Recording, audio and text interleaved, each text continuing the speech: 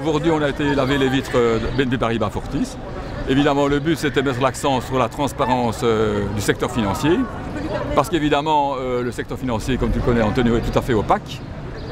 Et donc, à ton avis, quand tu entends le mot opacité, qu'est-ce que ça évoque pour toi? Mais ça évoque plein de choses. D'abord, on l'a vu avec Panama Papers. Il y a tout un secteur effectivement offshore, composé de sociétés écrans, de trusts, de fondations et d'autres entités juridiques diverses et variées. Et en fait, qui sert à quoi? Qui sert à plein de choses, qui sert à cacher l'argent de la drogue, du trafic divers, mais qui sert aussi à ne pas payer d'impôts. Et tout ça, évidemment, avec la culture du secret. Donc c'est une industrie du secret, en fait. Et dans cette industrie du secret, les grandes banques sont des grands acteurs. C'est eux, effectivement, qui, pour leurs clients les plus fortunés, vont monter des montages, des circuits. Société écran qui contrôle un trust, qui contrôle une fondation, qui contrôle une société écran, en voyageant dans 15 paradis fiscaux. Et donc tout ça, évidemment, ça sert à ne pas payer d'impôts. Alors qu'évidemment, nous, par contre, on en paye.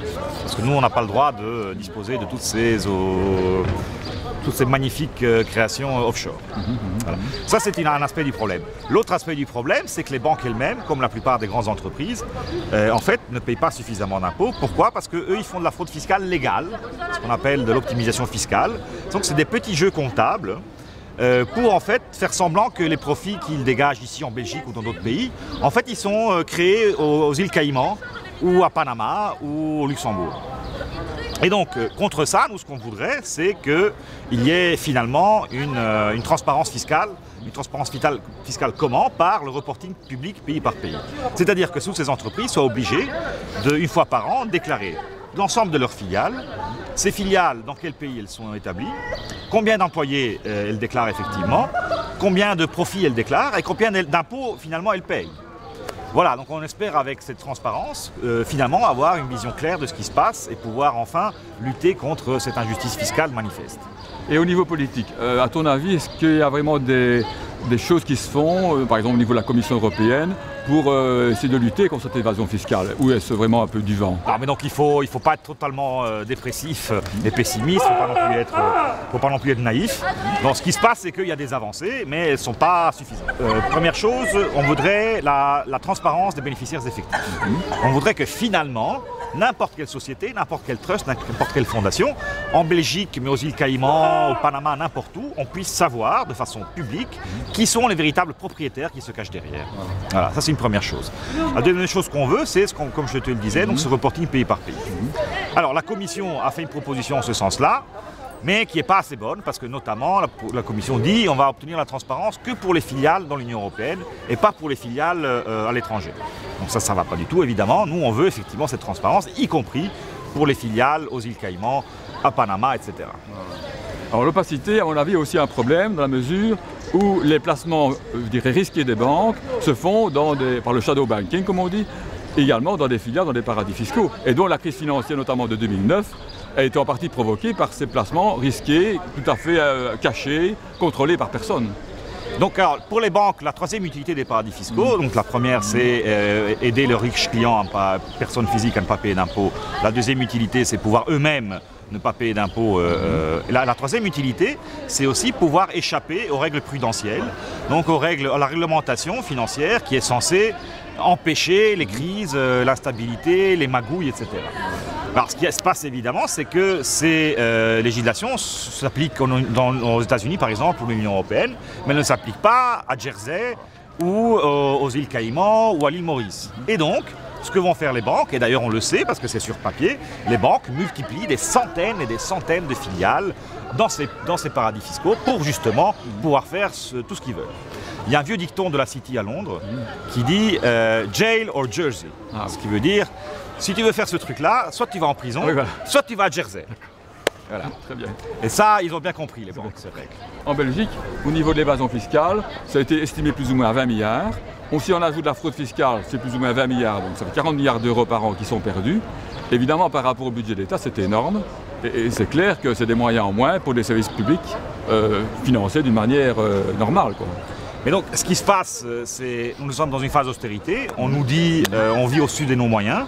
Il n'y a plus d'argent, donc il faut se serrer la ceinture. Il faut notamment couper dans les services publics. En fait, tout ça, évidemment, est archi faux. En réalité, il y a des centaines de milliards de dollars qui sont planqués dans les paradis fiscaux. Alors les estimations sont difficiles à faire parce que par définition tout ça est caché. Mais donc il y a, ceci dit, plein d'estimations qui convergent pour dire effectivement qu'il y a des centaines de milliards. Alors par exemple le FMI, qui n'est pas du tout une organisation marxisante, on va dire, le FMI a évalué à 600 milliards de dollars les recettes fiscales perdues chaque année par l'optimisation fiscale. Donc c'est-à-dire la fameuse fraude fiscale légale. Voilà. Donc ça, c'est le FMI qui dit ça. Voilà. Et donc, évidemment, si on veut aujourd'hui réinvestir dans le secteur public, réinvestir dans le bien-être des gens, dans le vivre ensemble, etc., eh bien, il faut finalement aller chercher cet argent là où il est, dans les paradis fiscaux. On voit un peu où on va, on voit les causes du problème, mais quelle est finalement la cause de cette absence de volonté politique pour lutter réellement contre la fraude et l'évasion fiscale? À nouveau, il ne faut pas être totalement pessimiste, il ne faut pas être totalement dépressif. On avance, il faut avancer plus, c'est mieux, mais on avance. Alors, deuxième chose, c'est pourquoi effectivement on n'avance pas suffisamment vite. Mais il y a à mon avis deux raisons. La première raison, c'est qu'il y a des gens qui défendent leurs intérêts. Donc effectivement, les grandes fortunes ne veulent pas contribuer et donc ils font tout ce qu'ils peuvent, y compris avec le relais politique et le relais dans les médias, pour empêcher cette transparence fiscale et cette justice fiscale. Il y a aussi des raisons idéologiques. Ça a l'air aujourd'hui un peu bizarre, hein, mais encore il y a 10 ans, 20 ans, d'ailleurs il y a encore aujourd'hui plein de gens qui pensent comme ça, eh bien ces gens pensent que l'impôt c'est le vol. Pourquoi ? Parce que l'impôt, dans cette théorie néolibérale, l'impôt c'est le vol donc par les parasites étant les pouvoirs publics, les chômeurs, les fonctionnaires, etc., qui vont aller voler l'argent des entrepreneurs, qui eux sont vertueux et créateurs d'emplois et d'activités et d'idées. Voilà, évidemment, cette théorie est totalement décrédibilisée parce que qu'est-ce qu'on a vu en 2008 ? Et on a vu au contraire que c'était le secteur privé bancaire, totalement vertueux et créateur, qui a brûlé des centaines de milliards d'euros, des dollars, dans des spéculations hasardeuses. Et qui a dû payer pour tout ça ? Le public. Le contribuable. Moyen. Mais oui. Voilà, donc aujourd'hui, effectivement, oui, l'impôt c'est du vol lorsque l'impôt est utilisé pour sauver les banquiers, certainement. Et donc aujourd'hui, effectivement, il est intolérable que les grandes banques, les grandes entreprises, les grandes fortunes ne contribuent pas aux dépenses collectives, y compris, hélas, celles qui ont servi à sauver les banquiers lorsqu'ils ont fait des bêtises.